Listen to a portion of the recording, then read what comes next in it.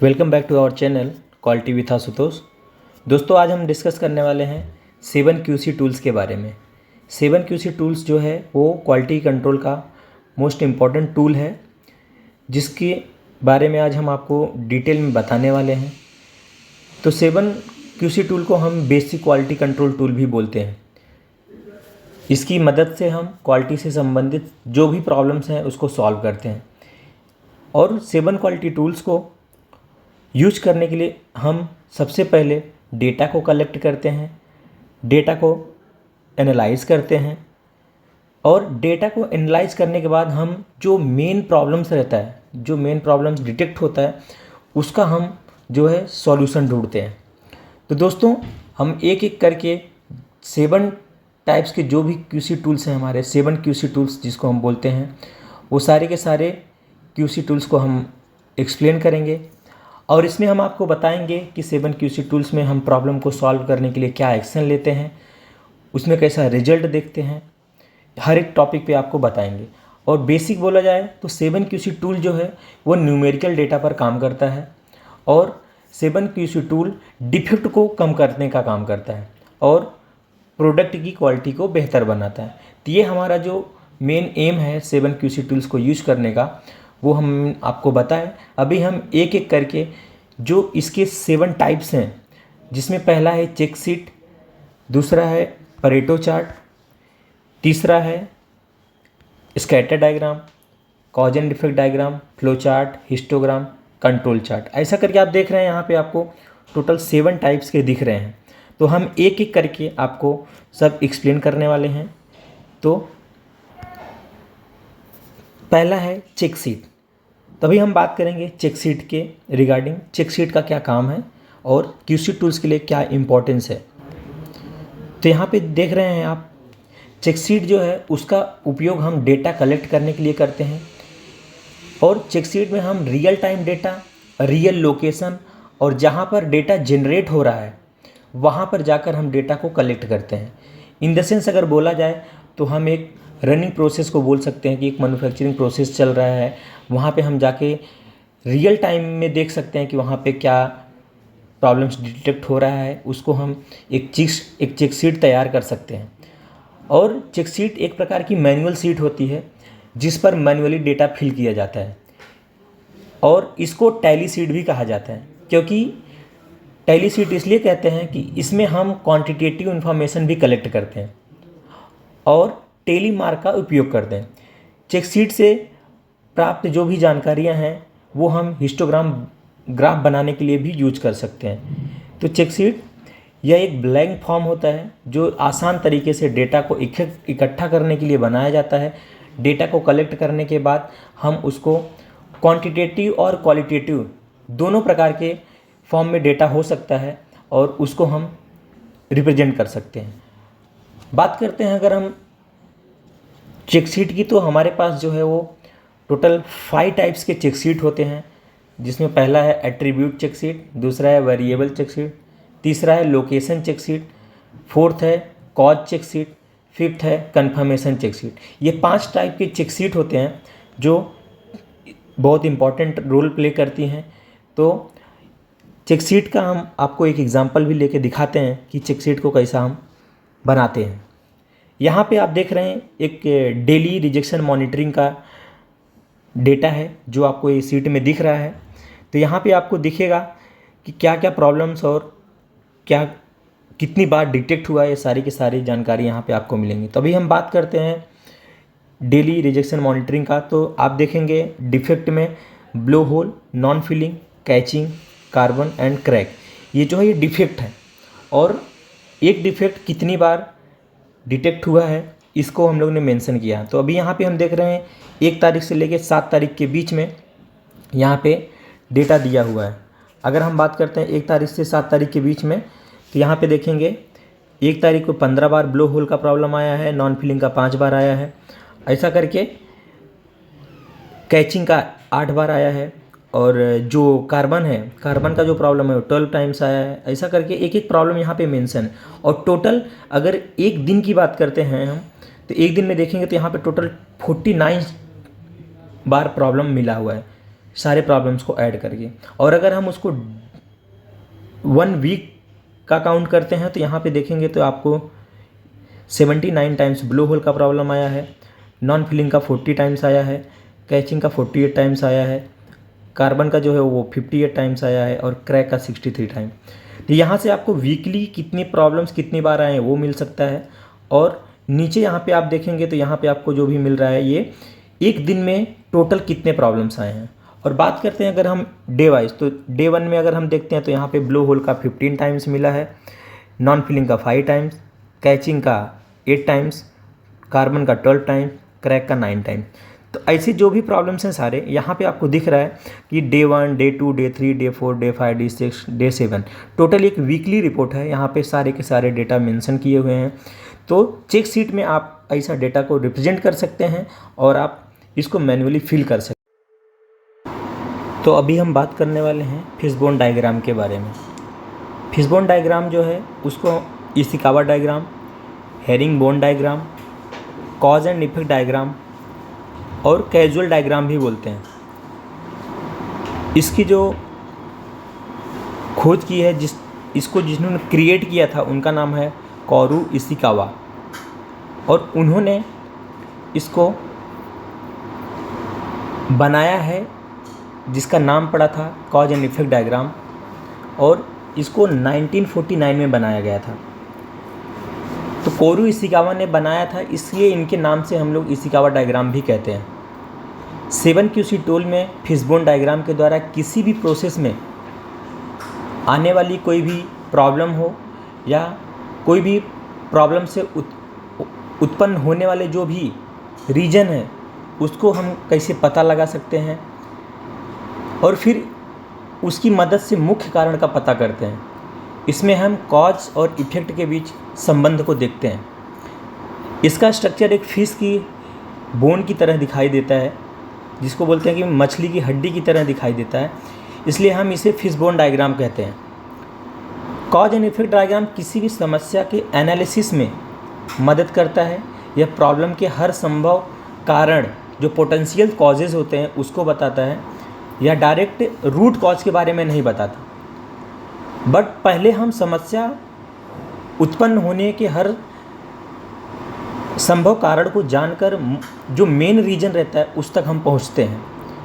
तो fishbone diagram हम लोग जो मेजर फोकस करते हैं फिशबोन डायग्राम में और जो मैन्युफैक्चरिंग में यूज होता है उसमें है मैन है, मशीन है, मटेरियल है, मेथड है और मेज़रमेंट है।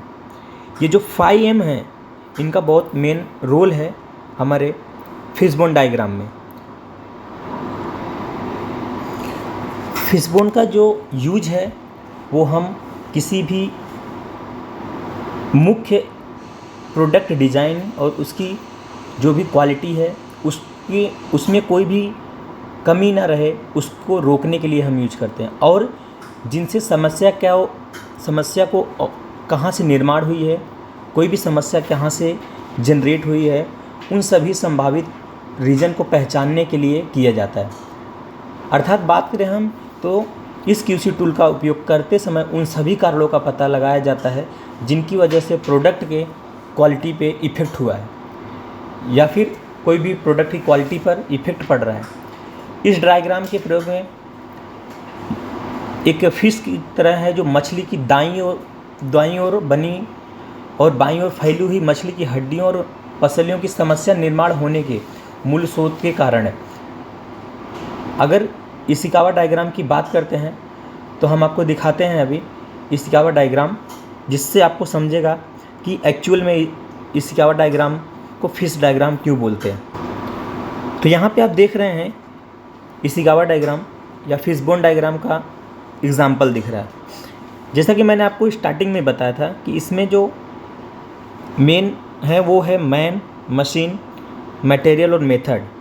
ये जो है इनसे आपको दिखता है कि जो मैन है, यहाँ पे अगर आप देखेंगे तो मैन के पास में अगर यहाँ बात करते हैं तो यहाँ पे कॉज है, सब कॉज है और उसके कॉजेस हैं। तो हम लोग ऐसा एक एक करके देखते हैं कि हम लोग को एक्चुअल कॉज कहाँ से मिल रहा है। सेम इधर मटेरियल में भी आप देखेंगे तो यहाँ पे कॉज, सब कॉज और इसके बाद मशीन में भी और मेथड में भी। तो ये सब चीज़ें हैं फिशबोन के थ्रू हमको मालूम पड़ जाती हैं कि हम क्या प्रॉब्लम्स कहाँ से जनरेट हो रही है और उस प्रॉब्लम को कैसा रिजॉल्व करना है। तो ये सारी चीज़ें आप एक फिशबोन के डायग्राम में आप मेंशन कर सकते हैं। तो यहाँ पे आप देख रहे हैं कि फिशबोन डायग्राम को कैसे बनाया जाता है। और इस फिशबोन डायग्राम में जो भी होने वाली प्रॉब्लम्स है उनके रीज़न को, उनके कारण को पता करने के लिए हम लोग कुछ मेथड्स को यूज करते हैं, जिसको फिशबोन में हम लोग 8PS बोलते हैं, 6MS बोलते हैं और 4S बोलते हैं। तो हम अभी आपको बताते हैं कि 8PS, 6MS और 4S का इस्तेमाल क्या है। तो 8PS बोलेगा तो 8 P's मीन्स फर्स्ट P है product, second price, third place, fourth promotion, fifth people, six process, seventh physical evidence and eighth जो है वो परफॉर्मेंस है। ये सारे हमारे 8 P's हैं। और अगर बात करते हैं 4S का, तो 4S जो है फिशबोन में वो होता है सराउंडिंग्स, सप्लायर्स, सिस्टम और स्किल्स। इसको हम फिशबोन में 4S बोलते हैं। और अभी 6M's की बात करते हैं। जो 6M है फिशबोन में, उसको बोलते हैं man, machine, material, method, measurement, mother nature. ये सारे जो भी 6M हैं, इन सब को ऐड करके हम फिशबोन को बनाते हैं और हम पता करते हैं कि एक्चुअल जो इफ़ेक्ट है वो कहाँ से आकर हो रहा है। वो मैन का प्रॉब्लम है, मशीन का प्रॉब्लम है, मटेरियल का है या मेथड्स का है। तो इन सारी चीज़ों को हम लोग चेक करने के लिए फिशबोन डायग्राम का यूज करते हैं। आप यहाँ पे फिशबोन डायग्राम में आप देख रहे हैं कि कॉजेज़, सब कॉजेज़ कहाँ से फाइंड कर सकते हैं हम। उसमें प्राइमरी कॉज क्या है, टर्टरी कॉज क्या है, सेकेंडरी कॉजेज़ क्या है।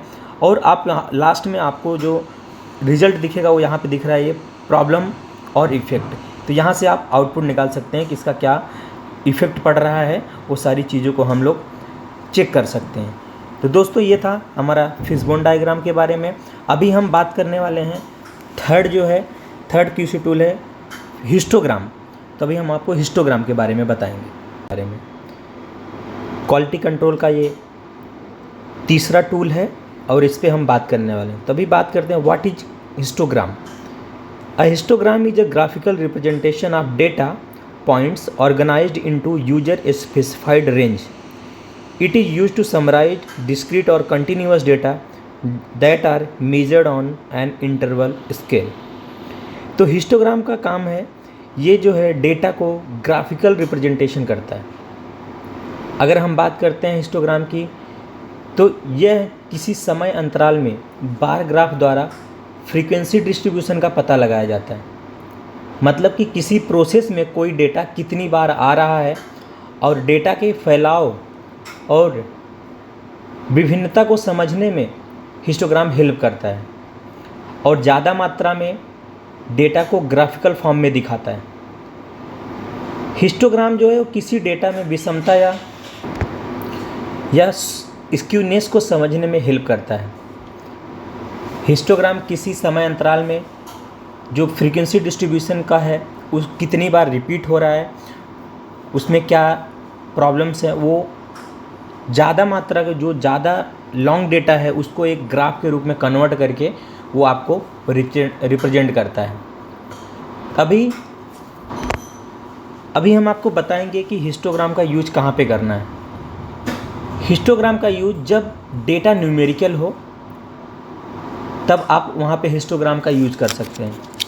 जब आप डेटा के शेप को, अभी हम आपको बताएंगे कि हिस्टोग्राम का आप यूज कहाँ पे कर सकते हैं। तो हिस्टोग्राम का यूज जो है, आप जहाँ पे, हम आपको भी बताने वाले हैं हिस्टोग्राम का यूज कहाँ पे होता है। तो आप हिस्टोग्राम का यूज कर सकते हैं जब डेटा न्यूमेरिकल हो, जब आप डेटा के शेप को समझना चाहते हैं और आप देखना चाहते हैं कि डेटा नॉर्मल प्रोसेस से आ रहा है या प्रोसेस में कुछ वेरिएशन आ रहा है, और जब आप प्रोसेस को स्टडी करना चाहते हैं और प्रोसेस कस्टमर की ज़रूरत को पूरा कर सकता है क्या, ये सारी चीज़ों को देखने के लिए आप हिस्टोग्राम का यूज कर सकते हैं। किसी सप्लायर के प्रोसेस को स्टडी कर सकते हैं, अपने प्रोसेस में और सप्लायर के प्रोसेस में क्या डिफरेंस है वो देख सकते हैं। दो या अधिक प्रोसेस के डेटा की स्टडी करने के लिए प्रयोग कर सकते हैं। किसी प्रोसेस के दो टाइम ड्यूरेशन के साथ डेटा की स्टडी कर सकते हैं और प्रोसेस में अंतर देखने के लिए यूज़ कर सकते हैं। तो हम अभी आपको बता रहे थे कि आप हिस्टोग्राम का कहाँ यूज़ कर सकते हैं। अभी हम आपको हिस्टोग्राम का ग्राफ दिखाएंगे, उसके बाद आपको बताएंगे कि हिस्टोग्राम में क्या ग्राफिकल रिप्रेजेंटेशन होता है, फिर उस पर हम बात करेंगे हिस्टोग्राम के टाइप्स के बारे में। यहाँ आप देख रहे हैं हिस्टोग्राम का एक एग्जांपल हमने लिया है जो आपको दिख रहा है। यहाँ पे आपके पास डेटा है, ये जहाँ पे आपको सेट ऑफ मेज़रमेंट है और यहाँ पे सारे वैल्यूज़ दिए हुए हैं, ये सारे वैल्यूज़ हैं और एक बार में इसको ग्रुप किया हुआ है, ग्रुप इन अ बार, जिसमें आपको दिखेगा कि ये मेज़रमेंट जो मेजरमेंट वैल्यू है वो यहाँ पे आपको दिख रही है। 12 है, 14 है, 16 है, 18 है, 20 है। ये जो है हिस्टोग्राम के मेज़रमेंट वैल्यू हैं और यहाँ पे फ्रीक्वेंसीज़ हैं। यहाँ से आपको फ्रीक्वेंसी समझ में आई। अब अगर आप देखेंगे तो ये जो है ये शेप यहाँ पे दिख रहा है कि all bar are equal width, means ये जो भी हैं इन सब की जो विड्थ है, ये सब विड्थ जो है वो सब इक्वल है। और यहाँ पे आपको दिख रहा है ओवरऑल शेप शोज डिस्ट्रीब्यूशन। तो ये ऐसा आप, तो ये है हिस्टोग्राम का ग्राफ, जिसको हम एक न्यूमेरिकल डेटा को इस ग्राफ फॉर्म में कन्वर्ट कर सकते हैं और हम आपको दिखा सकते हैं कि उसको ग्राफिकल रिप्रेजेंटेशन के फॉर्म में। टाइप्स ऑफ हिस्टोग्राम जो है वो है normal distribution, skewed right distribution, skewed left distribution, peaked distribution, flat distribution और बाई मॉडल डिस्ट्रीब्यूशन और ट्राई मॉडल डिस्ट्रीब्यूशन। ये जो है ये हमारे हिस्टोग्राम के टाइप्स हैं। इसमें आपको अभी बताते हैं कि डेटा कलेक्शन के जो मेथड्स हैं वो डेटा कलेक्शन आप कैसा हिस्टोग्राम में कर सकते हैं। तो इसमें भी एक है इंडिविजुअल फ्रीक्वेंसी काउंट है, ग्रुप फ्रीक्वेंसी काउंट है, थंब रूल है। ये सारी चीज़ें यूज करके आप हिस्टोग्राम में डेटा को मेंटेन कर सकते हैं। उसके सब प्रोसेस दिए हुए हैं और आप इंडिविजुअल फ्रीक्वेंसी काउंट में इस तरीके की डेटा की वैल्यू की फ्रीक्वेंसी काउंट की जाती है जब डेटा की जो क्वांटिटी है बहुत कम होती है। माना कि आपके अनुसार कुल डेटा 100 है तो उसमें से फ्रीक्वेंसी कैसे करेंगे, ये सारी चीज़ें हम आपको फ्रीक्वेंसी काउंट में, इंडिविजुअल फ्रीक्वेंसी काउंट में आप चेक कर सकते हैं। सेम ग्रुप फ्रीक्वेंसी में जब भी आपके पास किसी भी टाइप की हो, न्यूमेरिकल हो, वो लॉग फॉर्म में डेटा हो या मैक्स मिन के फॉर्म में डेटा हो, ऐसी फॉर्म में अगर डेटा जब है तो आप ग्रुप फ्रीक्वेंसी काउंट ये वाले ऑप्शन में आप जाके डेटा को स्टोर कर सकते हैं। तो ये सब चीज़ें हमारे हिस्टोग्राम में यूज होने वाली हैं। तो दोस्तों ये था हमारा तीसरा क्वालिटी टूल्स जिसको हम बोलते हैं हिस्टोग्राम। अभी हम आगे बात करेंगे, जो फोर्थ है वो है परेटो चार्ट के बारे में। फोर्थ टॉपिक है परेटो चार्ट। तो परेटो चार्ट एक सिंपल डायग्राम होता है जिसमें कि एक्स एक्सिस और दो वाई एक्सिस चार्ट होते हैं, जिसमें वाई एक्सिस दोनों तरफ रहता है, जिसमें हम प्रॉब्लम, डिफेक्ट और अन्य पैरामीटर को डिक्रीमेंट ऑर्डर में लिखते हैं। और हम सारी जो प्रॉब्लम्स है उनको सॉल्व नहीं कर सकते, तो इसके लिए हमको उनको एक पार्टीशन में डिवाइड करना पड़ता है, जिसके बाद हम उस पर काम करते हैं। परेटो चार्ट को बार ग्राफ और लाइन ग्राफ की मदद से बनाया जाता है, जिसमें बार का उपयोग वैल्यू को दर्शाने के लिए किया जाता है, जिससे कि हम घटते हुए क्रम में लिखते हैं। इसे विल्फ्रेडो परेटो ने खोजा था, इसके लिए इसका नाम परेटो चार्ट रखा गया है। परेटो चार्ट जो है वो 80-20 के रूल पे काम करता है। क्यूसी में एक मेथड है 80-20 रूल, तो जिसमें बोलते हैं हम कि 20% of major problem occur 80% problem, means कि जो 20% मेजर प्रॉब्लम्स रहते हैं उनकी वजह से हमारे 80% प्रॉब्लम्स और बढ़ते हैं। तो उसको हम सॉल्व करने के लिए परेटो चार्ट का यूज करते हैं। अगर सिंपली बोला जाए तो परेटो चार्ट को समझने के लिए हमें 80-20 रूल को समझना पड़ेगा। तो 80-20 रूल ये कहता है कि 80-20 रूल के नियम में 80% डिफेक्ट होने की वजह सिर्फ 20% मेन जो रीजन्स होते हैं उनकी वजह से ये प्रॉब्लम होता है। तो हम उन 20% जो मेन रीजन्स हैं, जो मेन प्रॉब्लम्स हैं, उन पे फोकस करते हैं और अगर हम उन 20% प्रॉब्लम को सॉल्व कर देते हैं तो हमारा जो 80% डिफेक्ट है वो ख़त्म हो जाएगा। तो परेटो चार्ट का मेन इम्पॉर्टेंट जो रूल है, अगर कोई कंपनी इसको अपने प्रोडक्शन में यूज करती है तो बहुत सारी प्रॉब्लम्स आती हैं। कुछ समस्याएं ऐसी होती हैं जिन पर तुरंत ध्यान देना पड़ता है। तो कुछ इस प्रकार की समस्याओं को कम करने के लिए, जल्दी से जल्दी उस पर इम्प्रूवमेंट करने के लिए हम परेटो चार्ट का यूज करते हैं, 80-20 रूल का यूज करते हैं। परेटो चार्ट को बनाने का जो मेन एम है वह ज़्यादा ज़रूरी मुख्य कारण यह है कि कोई भी प्रॉब्लम है उसको तुरंत ठीक करना है और वह कारण ठीक हो जाए तो हमारी अधिक से अधिक समस्या ख़त्म हो जाए। तो इसके अलावा इस साइड डिफेक्ट के सिस्टम को समझने में मदद मिलती है। परेटो चार्ट से जो भी सिस्टम में डिफेक्ट रहता है उसको पकड़ने में हेल्प होता है और हम जब वो डिफेक्ट को ठीक कर देते हैं तो हमारा जो रिजल्ट रहता है वो बहुत इम्प्रूव हो जाता है। परेटो चार्ट को बनाने के लिए एक चिक शीट के द्वारा डेटा को कलेक्ट करते हैं और फिर उसे एनालाइज करते हैं। तभी हम आपको परेटो चार्ट का ग्राफ दिखाते हैं। ये परेटो चार्ट का एग्जाम्पल है। तो हम लोग क्या करते हैं कि इसमें कोई भी प्रॉब्लम होती है तो पहले हम डेटा को कलेक्ट करते हैं, फिर उसे एनालाइज करते हैं, एक कॉलम में प्रॉब्लम को नोट करते हैं, फिर उसमें से सभी की फ्रीक्वेंसी को सामने लिख देते हैं। यहाँ होगा हमारा रॉ डेटा जो कि चेक शीट से प्राप्त हो जाएगा। जो भी रॉ डेटा रहता है वो आप चेक शीट से ले सकते हैं। अब आगे के इस डेटा में हम लोग चेक शीट के थ्रू हम लोग इसको परेटो चार्ट को ड्रॉ करेंगे। चेक शीट से हमें डिफेक्ट के नाम और उसकी फ्रीक्वेंसी को अलग अलग कॉलम में लिख लिया जाता है। इसके बाद हम इसका क्यूमुलेटिव परसेंटेज कैलकुलेट कर लेते हैं। परेटो चार्ट बनाने के लिए इन सभी चीज़ों का होना बहुत ज़रूरी है, इसके बिना हम चार्ट नहीं बना सकते। सबसे पहले हमने डेटा फ्रीक्वेंसी का सब टोटल कर लिया है जो कि इसमें दिया हुआ है। तो सारे डेटा जो हमारे पास रहेंगे उनको ऐड कर लेने के बाद उसका फिर क्यूमुलेटिव परसेंटेज निकालना रहता है। क्यूमुलेटिव परसेंटेज निकालने के बाद उसको फिर हम लोग परसेंटेज कैलकुलेट करके एक बार ग्राफ तैयार करेंगे और वो ग्राफ के थ्रू हम लोग एक्सेल में उसको आप कन्वर्ट कर सकते हैं। तो एमएस एक्सेल पर सबसे पहले आपको टेबल में कंट्रोल प्रेस करने के बाद डिफेक्ट नेम, डिफेक्ट फ्रीक्वेंसी और कॉमन परसेंट को सिलेक्ट करना होता है और इंसर्ट टैब में जाके बार चार्ट को सिलेक्ट करना पड़ता है और वो चार्ट को सिलेक्ट करने के बाद डेटा फ्रीक्वेंसी के लिए आपको वाई एक्सिस सिलेक्ट करना पड़ता है। वाई एक्सिस सिलेक्ट करने के बाद आपका जो चार्ट है वो रेडी हो जाता है। तो ये है हमारा परेटो चार्ट का ग्राफ। और आपको एक और मेन रीज़न बता देता हूँ कि बार चार्ट और परेटो चार्ट में क्या अंतर होता है। तो बार चार्ट में केवल एक एक्स एक्सिस और एक वाई एक्सिस होती है, बट परेटो चार्ट में एक एक्स एक्सिस और दो वाई एक्सिस होती है। बार चार्ट में क्युमुलेटिव लाइन ग्राफ नहीं होता है और परेटो चार्ट में क्युमुलेटिव लाइन ग्राफ प्रेजेंट रहता है। तो ये है हमारे बार चार्ट और परेटो चार्ट में डिफरेंस। तो दोस्तों ये था हमारा परेटो चार्ट। अभी हम इसके आगे बात करने वाले हैं कंट्रोल चार्ट के बारे में। अभी हम बात करने वाले हैं कंट्रोल चार्ट के बारे में। क्यूसी टूल्स का जो 5वां टूल्स है वो कंट्रोल चार्ट है। तभी हम इस पर बात करने वाले। Control chart was developed by doctor Walter A Shewhart during 1920s while he was with Bell Telephone Laboratories. इसको डॉक्टर वाल्टर सीवर्ट ने इम्प्लीमेंट किया था 1920 में।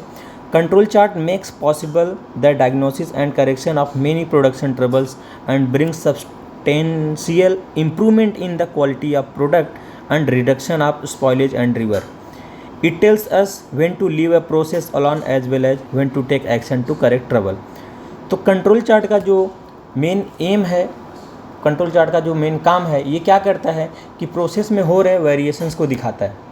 हमारा कंट्रोल चार्ट प्रोसेस में जो भी चेंजेस हो रहे हैं, जो अप डाउन हो रहे हैं, उसमें जो प्रॉब्लम्स है उसको दिखाता है कि हमारा प्रोसेस कितना वेरिएशन कर रहा है, उसके बारे में हमको बताता है।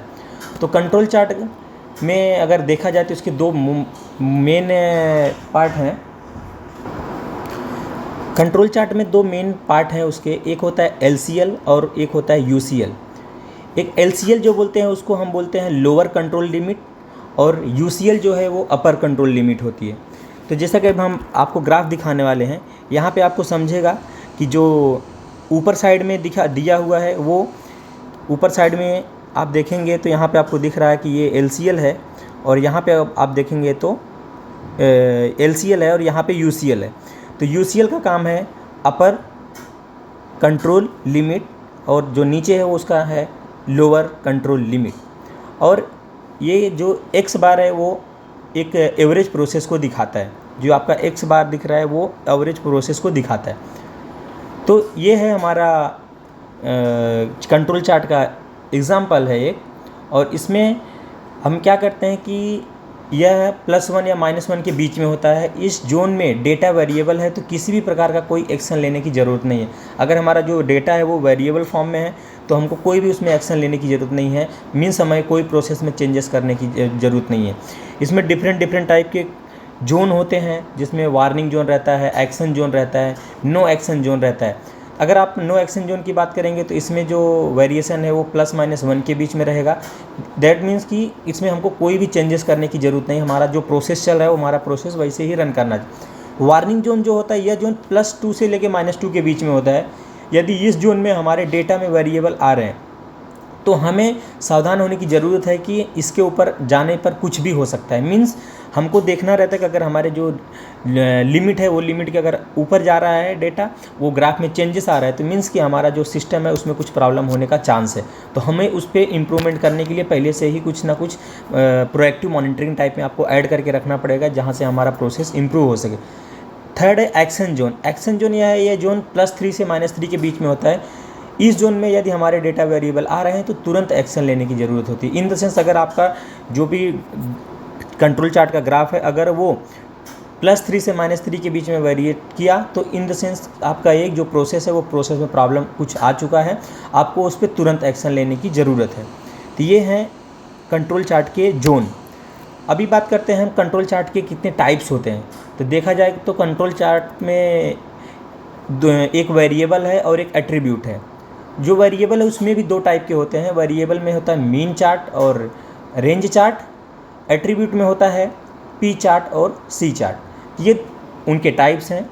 तो अगर कंट्रोल चार्ट की वेरिएबल में बात करें तो जब हम डेटा को वेरिएबल में अगर बात करते हैं तो जब हम डेटा को लेंथ, वेट और हाइट या वॉल्यूम इस तरह के वेरिएबल के रूप में स्टोर करते हैं तब हम इनका प्रयोग करते हैं। मीन चार्ट यह डेटा की एक्यूरेसी को मेंटेन करने में हमारी मदद करता है। रेंज चार्ट जो है यह प्रोसेस के अंदर डेटा का प्रिसीजन मेंटेन करने में मदद करता है। और कंट्रोल चार्ट जो एट्रीब्यूट्स के टाइप्स हैं उसमें अगर हम बात करें तो एट्रीब्यूट्स की बात करें तो इसमें go, no go, okay, not okay, good, bad, इन सब का उपयोग करके हम प्रोडक्ट की जांच करते हैं। एट्रीब्यूट्स में हम लोग एक ओके या नॉट ओके के फॉर्म में हम लोग डेटा को प्रेजेंट करते हैं। एट्रीब्यूट्स के भी 2 टाइप्स हैं। एक है पी चार्ट। पी चार्ट का मतलब है प्रपोर्शन डिफेक्टिव। इसका मतलब यह है कि इसको सरल वे में कहें तो किसी डिफेक्ट का टोटल बैच में से डिफेक्टेड होने का जो नंबर ऑफ परसेंटेज है उसको हम बताते हैं। सी है, सी चार्ट जो है यह पर्टिकुलर डिफेक्ट के काउंट को समझने के लिए किया जाता है। अभी हम बात करने वाले हैं स्कैटर डायग्राम के बारे में, जो 6th टूल है 7QC टूल्स में। तो scatter diagram is when solving a problem और analyzing a situation one need to know the relationship between 2 variable. A relationship may or may not be exist between 2 variable. जो अपना scatter diagram है, ये scatter diagram का काम है वो एक ग्राफिकल टूल है। यह इंडिपेंडेंट और डिपेंडेंट वेरिएबल के बीच में जो रिलेशन है उसको दिखाता है। स्कैटर डायग्राम का जो इम्प्लीमेंटेशन है वो डॉक्टर कोरू इशिकावा ने बनाया था इसको। और किसी भी प्रॉब्लम में उसके होने के कारण और उन कारणों से क्या इफ़ेक्ट पड़ रहा है यह सभी डेटा रिकॉर्ड किया जाता है। फिर इसके द्वारा स्कैटर डायग्राम या स्कैटर चार्ट बनाया जाता है। इससे हम यह पता चलता है कि उन दोनों वेरिएबल में क्या और किस तरह का संबंध है। मीन्स अगर आप देखेंगे तो इसमें जो भी डेटा कलेक्ट किया जाता है वो डेटा में हम लोग रिलेशन बनाते हैं और रिलेशन में देखते हैं कि उन दोनों वेरिएबल्स के बीच में क्या रिलेशन बन रहा है, क्या वो एक सेम रिलेशन में है या वो एक दूसरे पे डिपेंडेंट है या इंडिपेंडेंट है। तो स्कैटर डायग्राम में 2 वेरिएबल होते हैं, एक को एक्स एक्सिस और दूसरे को वाई एक्सिस पे रखते हैं। इनमें से एक वेरिएबल इंडिपेंडेंट होता है जिसे हम एक्स एक्सिस पर रखते हैं और दूसरा जो होता है वो डिपेंडेंट वेरिएबल होता है जिसे कि हम वाई एक्सिस पे रखते हैं। मीन्स एक्स एक्सिस पे हम लोग डिपेंडेंट वेरिएबल को रखते हैं और वाई एक्सिस पे इंडिपेंडेंट वेरिएबल को रखते हैं। अभी हम बात करते हैं स्कैटर चार्ट को बनाने के लिए हमें कम से कम कितने डेटा की रिक्वायरमेंट होती है। अगर बात करें स्कैटर प्लॉट की तो इसमें एटलीस्ट 25 टू 30 डेटा पॉइंट की ज़रूरत होती है, तभी हमारा चार्ट प्रॉपर वे में बन पाता है। कम डेटा पॉइंट होने की वजह से किस प्रकार का रिलेशन शो करेगा ये आप नहीं समझ पाएंगे। अगर आप यहाँ पे देख रहे होंगे ग्राफ में स्कैटर डायग्राम का जो एग्जांपल आपके सामने दिख रहा है, यहाँ पे आप देखेंगे तो हर एक दूसरे का जो कोरिलेशन है वो दिखा रहा है। अगर हम बात करते हैं ये वाले की तो यहाँ पे कोई रिलेशन नहीं बन रहा है। जितने भी प्रोबेबिलिटी आप दिख रहे हैं सब एक दूसरे से अलग ही वे में फ्लो कर रहे हैं, तो आप इसमें कोई भी कोरिलेशन नहीं बता पाएंगे कि किसका क्या रिलेशन बन रहा है। दूसरा अगर बात करें ये वाले का तो यहाँ पे आप देख रहे हैं कि एक वे में जा रहे हैं बट उस भी लेवल से नहीं जा रहे हैं कि जिस लेवल से उनकी लीनियरिटी दिखती हो। मीन द सेंस ये हैं थोड़े से रिलेशन में हैं, अपने एक दूसरे के कोरिलेशन में है बट उस लेवल से नहीं है, तो इसके लिए इसको लो कोरिलेशन में लिखा गया।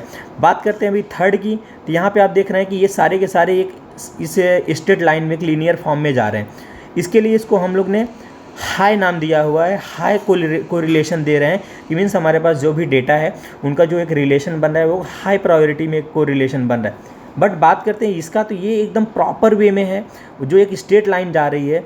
इन द सेंस जितने भी हमारे पास डेटा है वो सारे के सारे डेटा एक परफेक्ट वे में परफॉर्म कर रहे हैं। इन द सेंस हमारा जो सिस्टम है वो एकदम परफेक्ट है, उसमें कोई भी प्रॉब्लम नहीं है।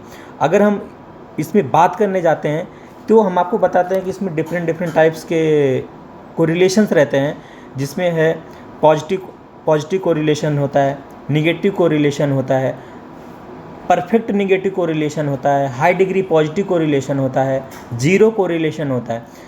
तो जैसे कि आप यहाँ पे ग्राफ में देख रहे हैं कि एक तो है पॉजिटिव कोरिलेशन। आपको पॉजिटिव कोरिलेशन में देखने से पता चल जाएगा कि जो दोनों वेरिएबल के बीच में रिलेशनशिप दिख रहा है वो एक स्ट्रॉन्ग रिलेशन दिख रहा है। मीन्स इसमें जो भी हैं सब एक दूसरे से कांटेक्ट में है और उसी के साथ में सारे के सारे वेरिएबल बढ़ते जा रहे हैं। अभी बात करते हैं निगेटिव कोरिलेशन की, तो यह जो है परफेक्ट कोरिलेशन का एकदम सेम अपोजिट होता है।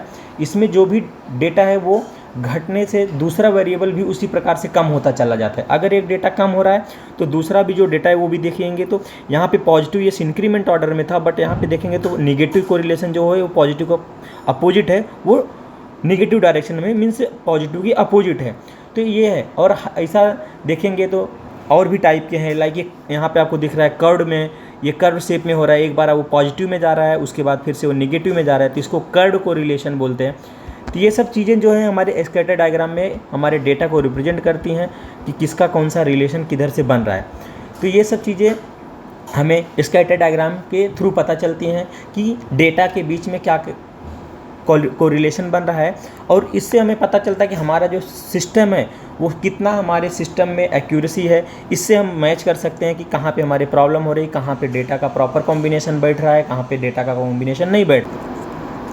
अभी हम बात करने वाले हैं 7QC टूल्स में जो लास्ट टूल है उसका नाम है स्ट्रैटिफिकेशन। तो स्ट्रैटिफिकेशन का अल्टरनेटिवली बोला जाए तो इसको फ्लो चार्ट भी बोलते हैं और रन चार्ट भी बोला जाता है। तो बात करते हैं अगर स्ट्रैटिफिकेशन की, तो यह एक बहुत ईजी वे में समझना और बहुत ईज़िली आपको अंडरस्टैंड करने वाला एक टूल है। इसको हम फ्लो चार्ट के नाम से भी जानते हैं। तो फ्लो चार्ट के नाम से अगर हम बात करें तो ये फ्लो चार्ट जो है वो एक सीक्वेंस में काम करता है। फ्लो चार्ट को स्टेप बाय स्टेप आप आसानी से समझ सकते हैं। फ्लो चार्ट में एरो से डिफरेंट शेप के आकार जो होते हैं उनको एक साथ में जोड़ा जाता है, और सभी डेटा एरो और शेप में प्रेजेंट करने पे हमें समस्या का पता चलता है कि हमें प्रॉब्लम कहाँ पे है, और स्ट्रैटिफिकेशन से हमें सुधार की ज़रूरत असल में कहाँ है ये जानकारी आसानी से मिल जाती है। तो अगर बात करें तो स्ट्रैटिफिकेशन का, तो हम लोग एक फ़्लो में काम करते हैं। फ्लो चार्ट के शेप में data step by step maintain करते हैं, और फिर हम उस पर बात करते हैं कि हमको प्रॉब्लम कहाँ पे मिल रही है वो जानने के लिए हम फ्लो चार्ट में गो थ्रू करते हैं। तो एरो के थ्रू जब भी हम डेटा को अरेंज करते हैं तो उस अरेंजमेंट के टाइम पे हमको मालूम पड़ जाता है कि कौन से प्रोसेस में कहाँ पे प्रॉब्लम्स आ रही है। तो स्ट्रैटिफिकेशन का जो मेन यूज है, अगर हम बात करें कॉमन यूज ऑफ स्ट्रैटिफिकेशन का, तो स्ट्रैटिफिकेशन जो है वो इवैल्यूएट और कंट्रोल करता है कन्फाउंडिंग डेटा को, और जो भी सेपरेटमेंट की रिक्वायरमेंट रहती है जो डेटा को सेपरेट करने की ज़रूरत रहती है उनको सेपरेट करके सब ग्रुप में कन्वर्ट करता है।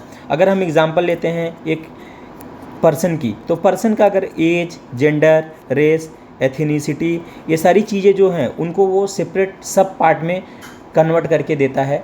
तो फ्लो चार्ट को हम लोग स्ट्रेटिफिकेशन भी बोलते हैं। तो अभी हम फ्लो चार्ट के नाम से ही जानेंगे। तो फ्लो चार्ट के डिफरेंट टाइप्स होते हैं, तभी हम फ्लो चार्ट के टाइप्स पे बात करने वाले हैं। तो फ्लो चार्ट के जो टाइप्स हैं वो एक है डॉक्यूमेंट फ्लो चार्ट। इस चार्ट में हम एक बेहतर सिस्टम के माध्यम से कंपनी में बहुत सी महत्वपूर्ण दस्तावेज़ों को एक सीरियल वाइज रखते हैं, ताकि बाद में ज़रूरत पड़ने पर एनालिस्ट उन सभी डॉक्यूमेंट्स को आसानी से समझ सके, या उसमें जो भी उसको विश्लेषण करना है या उसमें उसको जो भी यूज करना है वो डेटा को बहुत ईजिली तरीके से वो उसको यूज कर सके। दूसरा होता है सिस्टम फ्लो चार्ट। इस चार्ट की सहायता से भौतिक या जो संसाधन स्तर पर नियंत्रण रखा जाता है कि कोई भी प्रॉब्लम जो है नहीं आनी चाहिए। तीसरा है डेटा फ्लो चार्ट। ये जो है कंपनी के जो कॉन्फिडेंशियल डेटा रहता है, मीन्स जो संवेदनशील डेटा रहते हैं, उन सारे कॉन्फिडेंशियल डेटा को कंट्रोल में रखने का काम करता है। फोर्थ है program flow chart. Program flow chart है, इस चार्ट की सहायता से सिस्टम के अंदर जितने भी प्रोग्राम या एल्गोरिदम होते हैं, जो भी प्रोग्राम्स डिसाइड किए जाते हैं, जो एल्गोरिदम बनाए जाते हैं किसी भी कंपनी में इंटरनल, उन सभी पर कंट्रोल किया जाता है। तो ये हैं हमारे फ्लो चार्ट के टाइप्स। तो अभी आप देखिए लास्ट क्यूसी टूल जो स्ट्रेटिफिकेशन है, तो यहाँ पे आपको स्ट्रेटिफिकेशन का ग्राफ दिख रहा है। अगर आप देखेंगे तो यहाँ पे एक साइड में दिया हुआ है डिफेक्ट की क्वांटिटी और एक साइड है मशीन। एक मशीन ये है, एक ये है, एक ये है। तो यहाँ से आपको समझता है कि मशीन नंबर 3 का क्या है स्टेटस है, मशीन नंबर 2 का क्या स्टेटस है, मशीन नंबर 1 का क्या स्टेटस है, और नीचे दिया हुआ ये डेट। ये डेट से आपको समझता है कि उन सब के जो भी हैं फ्लो, इन आप एरो में देख रहे हैं तो यहाँ से सीधा जा रहा है इधर, फिर इधर, इसमें क्या वेरिएशन है, ये वाले में क्या वेरिएशन, ये सारी चीज़ें आप एक फ़्लो में आप देख सकते हैं कि क्या फ़्लो है, क्या प्रॉब्लम्स की वजह से क्या दिक्कत आ रही है। ये सारी चीज़ें आप एक एरो फॉर्म में मिलती जाती हैं, जहाँ से आप डिटेक्ट कर सकते हैं कि जो क्वांटिटी है डिफेक्ट के आने का जो क्वांटिटी है वो एक मशीन में कितना प्रॉब्लम। अभी यहाँ पे देखेंगे तो जो रेड है यहाँ पे 30+ प्रॉब्लम्स आ रहे हैं, यहाँ पे 20, यहाँ पे 10, 3 से यहाँ पे 0। ये वाला जो मशीन है एकदम परफेक्ट काम कर रहा है, इसमें कोई भी प्रॉब्लम्स नहीं है।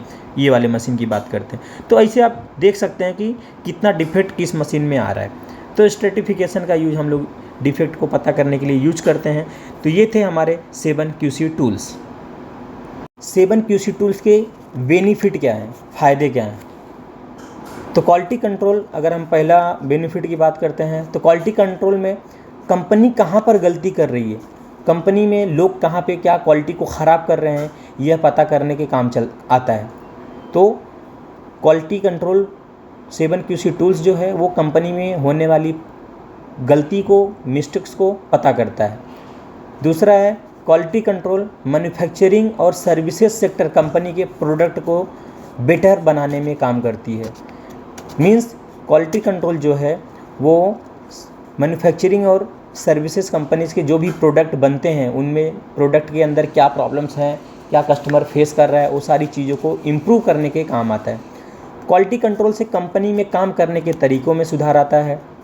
क्वालिटी कंट्रोल प्रक्रिया जो प्रोसेस कॉस्ट होता है उसको कम करने में काम आता है, जिससे कंपनी और कस्टमर दोनों को फ़ायदा होता है। ये जो क्वालिटी कंट्रोल का जो मेन इम्पॉर्टेंट बेनिफिट है वो ये है कि वो प्रोसेस कॉस्ट को कम करता है और कंपनी और कस्टमर दोनों के लिए बहुत बेनिफिशियल रहता है और दोनों के लिए बहुत बेटर रहता है।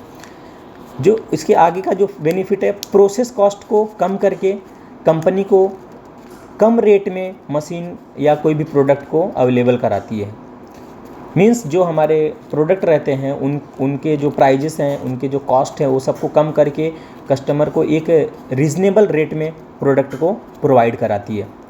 क्वालिटी कंट्रोल से कंपनी कम समय में ज़्यादा प्रोडक्ट बना सकती है। अगर आपके यहाँ कंपनी में प्रोडक्ट अच्छा बनाना है तो आपको क्वालिटी इम्प्रूव करनी पड़ेगी, जिससे कंपनी बहुत अच्छे प्रोडक्ट को और बहुत कम समय में बना सके। क्वालिटी कंट्रोल से कंपनी में डिसिप्लिन मेंटेन होता है। अगर आप क्वालिटी कंट्रोल डिपार्टमेंट आपके कंपनी में अच्छे से रन करता है तो आपके यहाँ सारी चीज़ें मेंटेन रहेंगी, लाइक 5S हो गया, काइजन हो गया, ये सब चीज़ें जो क्वालिटी के टूल्स हैं, ये सारी चीज़ें बहुत अच्छे से फॉलो अगर होती हैं तो आपकी कंपनी में एक डिसिप्लिन आता है, जिससे हमारा एक स्मूथ प्रोडक्शन चलता है। क्वालिटी कंट्रोल से कंपनी और कस्टमर के बीच जो रिलेशन रहता है, कस्टमर रिलेशनशिप जिसको बोलते हैं, वो बहुत अच्छा होता है। अगर आपका क्वालिटी कंट्रोल बहुत अच्छा रहेगा, आपका प्रोडक्ट का क्वालिटी बहुत अच्छा रहेगा, तो आपके कंपनी में जो कस्टमर का रिलेशन रहेगा वो बहुत मेंटेन रहेगा, क्योंकि अगर प्रोडक्ट जितना सक्सेसफुल होगा, वो कस्टमर उतना ही ज़्यादा आपके प्रोडक्ट पर बिलीव करेंगे और आपके प्रोडक्ट को आगे भी बहुत सारे लोगों को रिकमेंड करेंगे। तो दोस्तों, ये थे हमारे क्वालिटी कंट्रोल के 7QC टूल्स से होने वाले फ़ायदे। तो ये वीडियो में हमने आपको क्वालिटी कंट्रोल के बारे में बताया। दोस्तों, आप बने रहिए हमारे चैनल के साथ। आपको कोई भी डाउट्स है तो कमेंट करके ज़रूर बताइए। चैनल को सब्सक्राइब कीजिए और ज़्यादा से ज़्यादा शेयर कीजिए। Thank you so much.